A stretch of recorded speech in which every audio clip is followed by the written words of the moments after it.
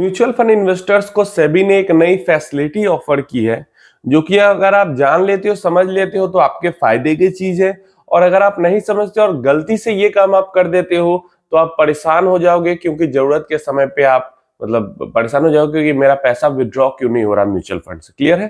तो हो सकता है आप गलती से इसको एक्टिवेट कर लो तो फिर आप परेशान हो जाओगे, और समझ के रखोगे, एक्टिवेट करके रखोगे तो हो सकता है आपको फायदा हो जाए। तो पूरा डिटेल में समझाता हूं क्या है, कैसे काम करेगा, कब से काम करेगा और क्या सारे रूल रेगुलेशन है।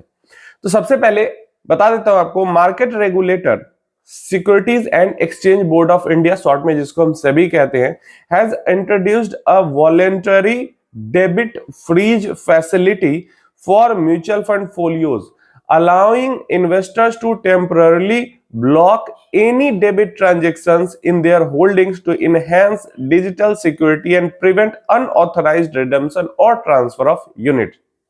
मतलब क्या है, सेबी ने यहां पे ऑफर किया है म्यूचुअल फंड इन्वेस्टर को एक ऑप्शन। अभी ऑफर नहीं हुआ है, ऑफर कब से होगा वो मैं बताता हूं। जहां पे आपका जो फोलियो है, म्यूचुअल फंड का जो फोलियो होता है, आपको ऑप्शन मिलेगा कि उसको आप फ्रीज कर दो। किस चीज के लिए फ्रीज कर दो? एनी डेबिट ट्रांजैक्शन के लिए फ्रीज कर दो, कि उस फोलियो के अंदर से 1 रुपया भी रिडीम नहीं होगा, 1 यूनिट भी उसमें से नहीं बिकेगी। क्लियर है? तो जब ये फ्रीज हो गया तो फ्रीज होने से फायदा ये है कि किसी तरीके का अनऑथराइज्ड ट्रांजैक्शन वहां पे, मतलब फेक डॉक्यूमेंट्स या कुछ भी उल्टा सीधा करके पैसे वहां से विड्रॉ नहीं किए जा सकेंगे।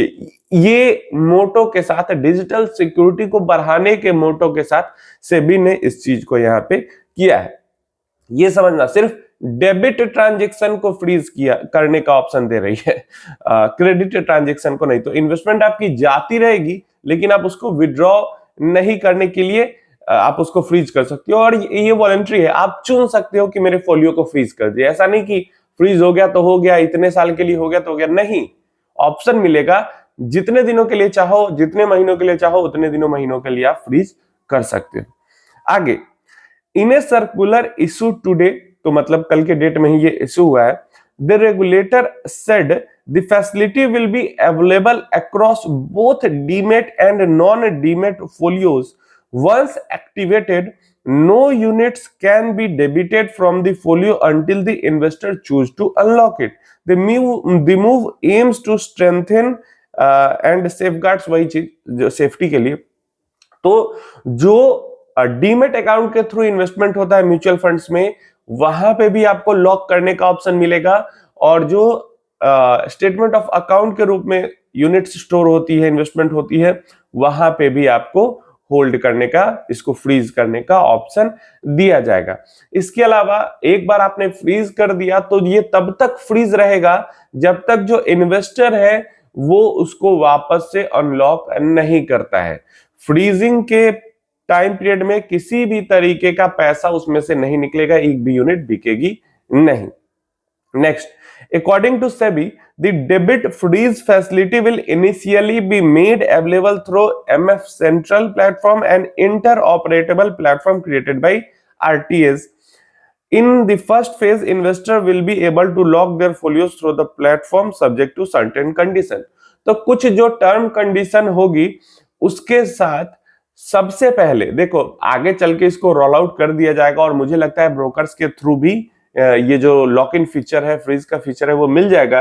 लेकिन फर्स्ट फेज जो होगा, स्टार्टिंग का फेज या एक तरीके से टेस्टिंग फेज, स्टार्टिंग फेज कह लो इसको, वहां पे आप अपने फोलियोज को सिर्फ MF सेंट्रल जो एप्लीकेशन है उसी के जरिए लॉक कर पाओगे, फ्रीज कर पाओगे। आगे यहां पे सेबी कहती है, the facility will be available only to KYC compliant investors who have registered and validated email ID and mobile number.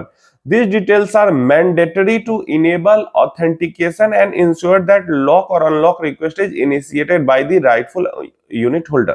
अब देखिए, ये एक बहुत इंपॉर्टेंट चीज है। जिन्होंने KYC किया हुआ है और जिसके फोलियो के अंदर ईमेल और मोबाइल नंबर दोनों रजिस्टर्ड है, उन्हीं को ये फीचर मिलेगा। क्यों?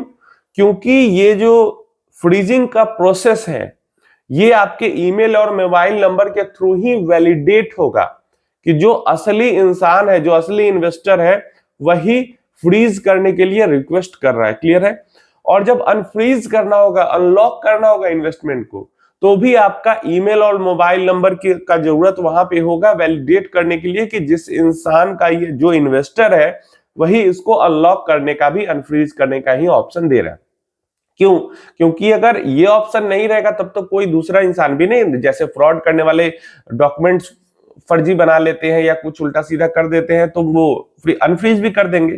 तो इसलिए आपका मोबाइल नंबर और आपके ईमेल के थ्रू इसको वैलिडेट करना बहुत ज्यादा इंपॉर्टेंट होगा।